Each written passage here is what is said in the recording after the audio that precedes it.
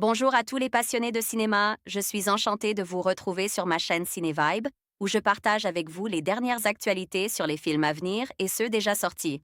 Pensez à vous abonner pour ne rien manquer des nombreux contenus captivants à venir. C'est parti! Metropolitan Film Export date de sortie, 9 février 2022 durée, 2 heures site officiel 2022 l'Odyssée de la Lune. C'est Ousmane, John Bradley, geek et théoricien du complot et persuade que la Lune est une superstructure. Un jour, il découvre qu'elle a dévié de son orbite et qu'elle va percuter la Terre. Il en informe la NASA qui ne prend pas tout de suite son information au sérieux. Il décide alors de contacter Brian Harper, Patrick Wilson, un ancien astronaute renvoyé de la NASA une dizaine d'années auparavant. Suite à une mission qui a mal tourné.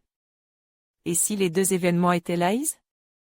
Metropolitan Film Export Roland, Destruction, Emmerich n'en a visiblement jamais assez pour ce qui est de malmener notre planète Terre. Après lui avoir fait subir un changement climatique dantesque dans Le jour d'après, une invasion alien dans Independence Day, lui avoir asséné une apocalypse maya dans 2012, voilà qu'il décide de faire s'écraser la Lune sur la Terre. Et comme souvent, le gouvernement des États-Unis ou ses institutions ne prennent pas, tout de suite, la menace au sérieux, ici le personnage du geek se construisant en opposition aux sachants et décideurs. Après une mise en place sans âme des enjeux, le scénario de Moonfall s'applique à développer deux arcs narratifs. Nous suivons à la fois un groupe de personnes qui tentent de survivre aux conséquences sur Terre du rapprochement progressif de la Lune, tsunami, variation de la gravité, etc. Et la mission spatiale dirigée par le trio principal destiné à empêcher la Lune de s'écraser sur la Terre. Le segment axe sur le groupe de survivants est le moins intéressant car il est le moins bien écrit, il enchaîne les stéréotypés.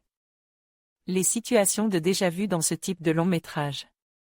Concernant le second segment narratif, au-delà des péripéties liées à la mission de sauvetage, apparaît le développement d'une réflexion simpliste sur la dangerosité de la technologie, en particulier l'IA, à travers la forme de vie qui est responsable de la déviation de la Lune.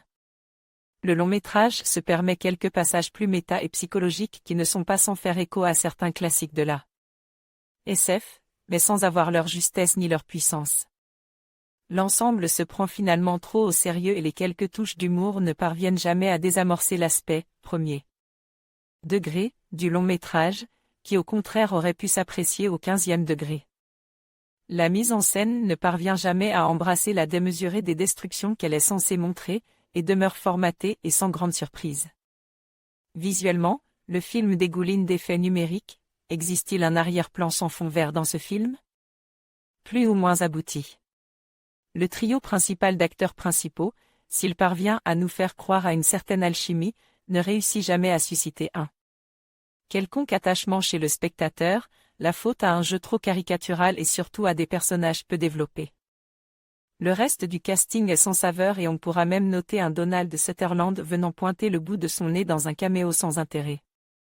Au final, Moonfall est un film catastrophe qui la frise à plus d'un titre. Loin d'être le meilleur long-métrage de Roland Emmerich, il souffre d'une réalisation sans âme, d'un scénario simpliste souhaitant flirter avec des idées méta et d'un casting en pilote automatique.